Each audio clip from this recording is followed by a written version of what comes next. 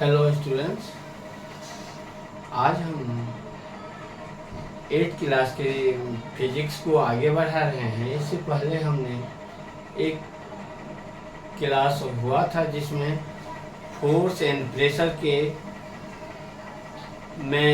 Force के definition के बारे में हमने कुछ जानकारी शेयर किया था, जिसमें बल हम किसे कहते हैं।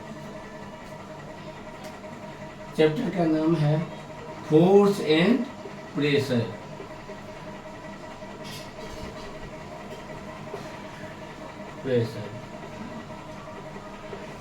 फोर्स के बारे में हमने पढ़ा था, आज हम दोबारा रिपीट कर लेते हैं। बल वह भौतिक कारण है, वह भौतिक कारण है जो किसी वस्तु पर लगकर उसकी अवस्था में परिवर्तन ला दे या लाने की चेष्टा करें।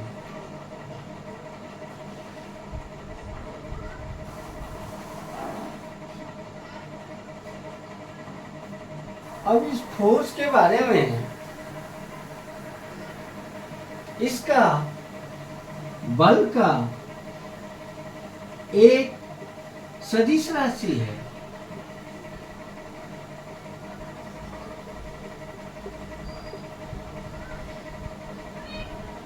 बल एक वेक्टर क्वांटिटी है। इसका मतलब ये है जो बल के साथ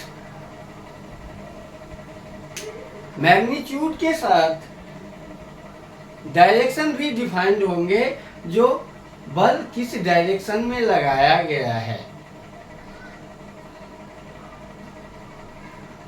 बल एक वेक्टर क्वांटिटी है, सदिश राशि है, जिस वजह से बल किस दिशा में लगा है, बल के साथ दिशा का भी स्पष्ट जिक्र होगा और हम डिनोट करेंगे। बिना दिशा का ये अधूरा रह जाएगा, क्योंकि बल एक सदिश राशि है। अब हम देखते हैं बल का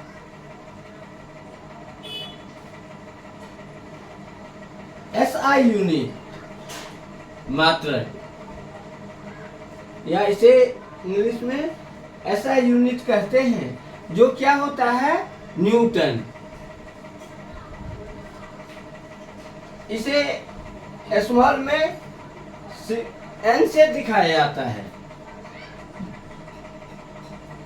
सर आइजैक न्यूटन बहुत बड़े फिजिक्स के साइंटिस्ट थे, जिसकी उनके नाम पर, उनके सम्मान में इस बल का SI मात्रक न्यूटन रखा गया है। हम आगे जाएंगे तो हम और भी पढ़ेंगे बल के बारे में। बल के का मैग्नीट्यूड हम कैसे निकालते हैं, डायरेक्शन कैसे डिफाइंड होता है। इस क्लास में इससे ज़्यादा और कुछ इसमें नहीं है। अब नेक्स्ट टॉपिक है हमारा, क्या है, बल अन्योन क्रिया के कारण लगती है। Force are due to an interaction. बल अन्योन क्रिया के कारण लगती है।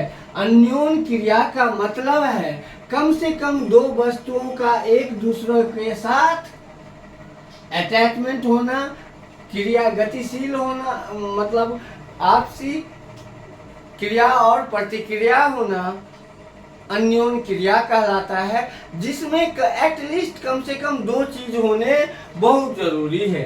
जैसे अब टॉपिक क्या है हमारा, force are due to an interaction. An interaction.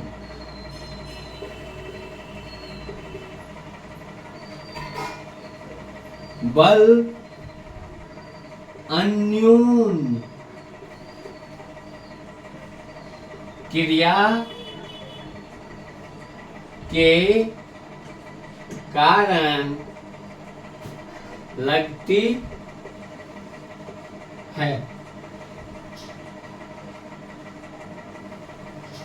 अब हम कुछ एग्जाम्पल उदाहरण को देखते हैं। ये किसी कोई मोटर कार है। अब इसको हम जब धक्का लगाते हैं इधर से, तो क्या होता है, जिस डायरेक्शन में बल लगाते हैं उस डायरेक्शन में ये धीरे धीरे, यदि बल कुछ ज्यादा लगाते हैं जिससे इसका जो द्रव्यमान है उसके जड़त्व को पार कर लेता है, तो ये धीरे धीरे स्थिर अवस्था से गत्या अवस्था में आना शुरू कर देता है, चलने मूवमेंट शुरू हो जाती है इसके अंदर।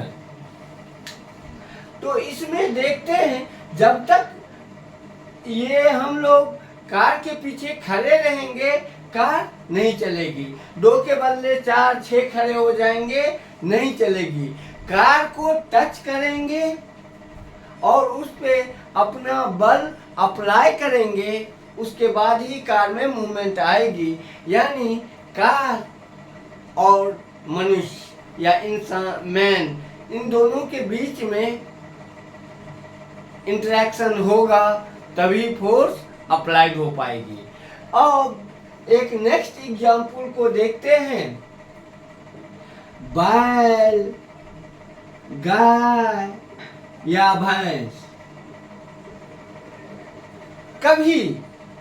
कभी कभार गुस्से में आ जाती है।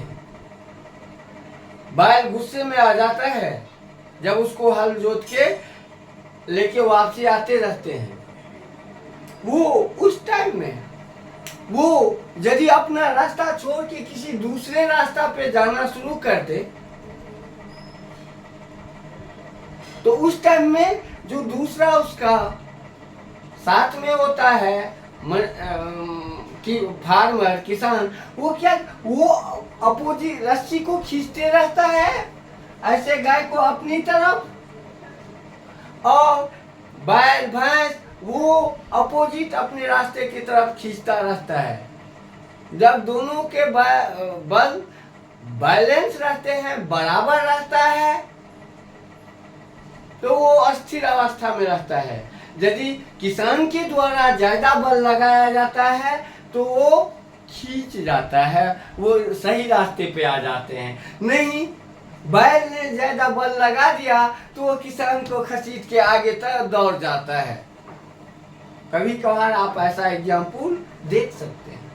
तो इसमें बल लगाने के लिए गाय और किसान के बीच जो रस्सी में बल लग रहा है, तो जब तक गाय नहीं लगाएगा तब तक किसान लगाएगा तो बैल ऑटोमेटिक खींचा जाएगा, वो बैलेंस नहीं होगा।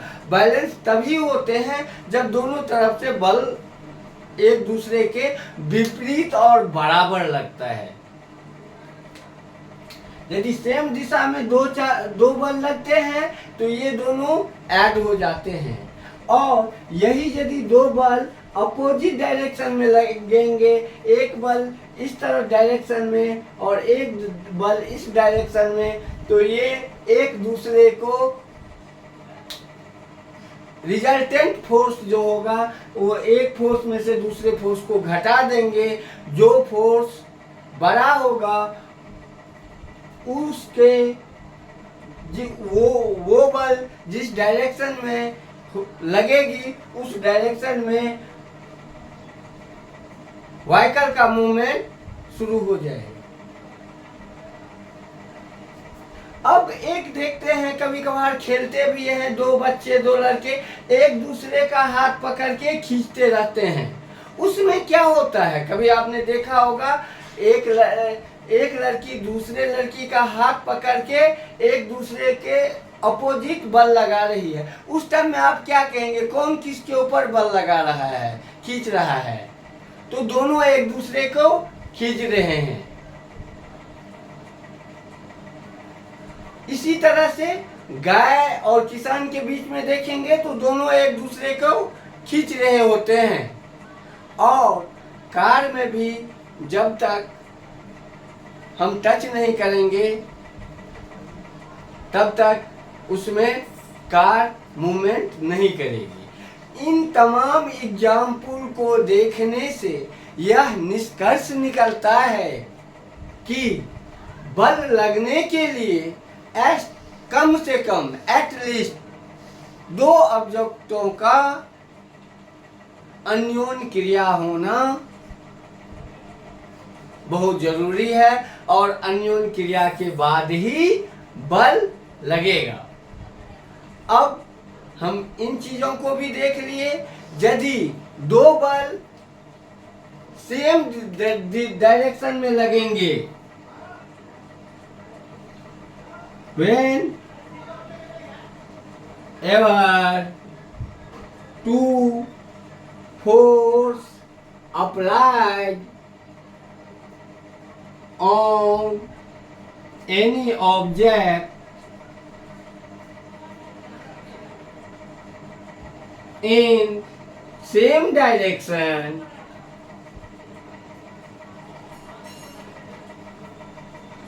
then resultant force is addition of both applied force, but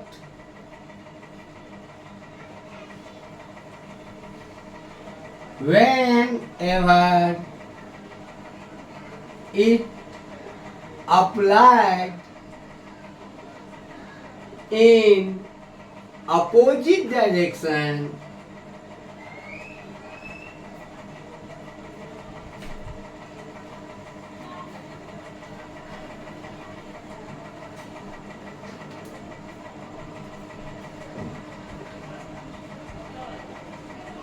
then resultant force is subtraction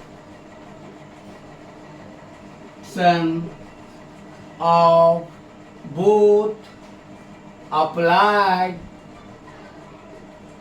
forces and direction of acceleration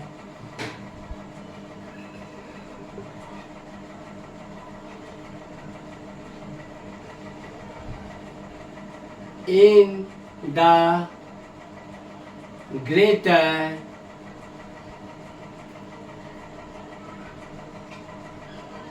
force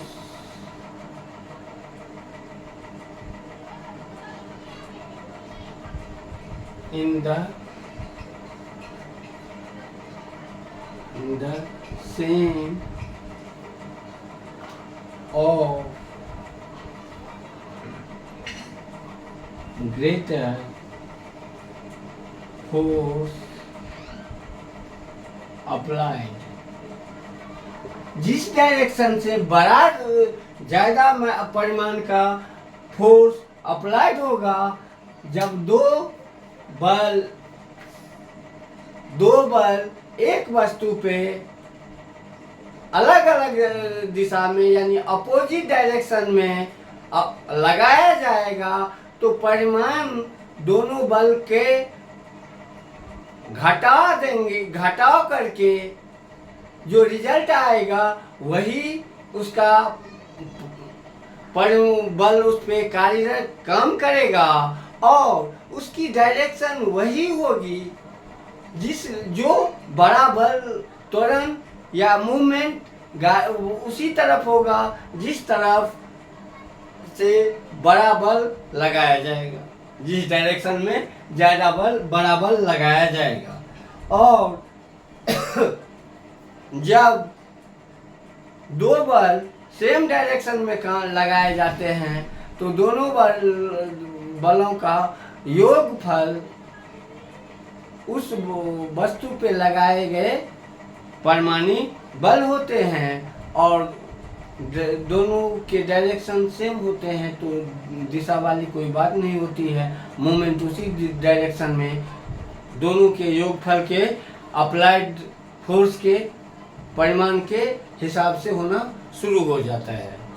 आज की क्लास यहीं तक। यदि हमारी वीडियो अच्छी लगे तो हमारे चैनल को लाइक कीजिए, सब्सक्राइब कीजिए और छात्रों को शेयर कीजिए।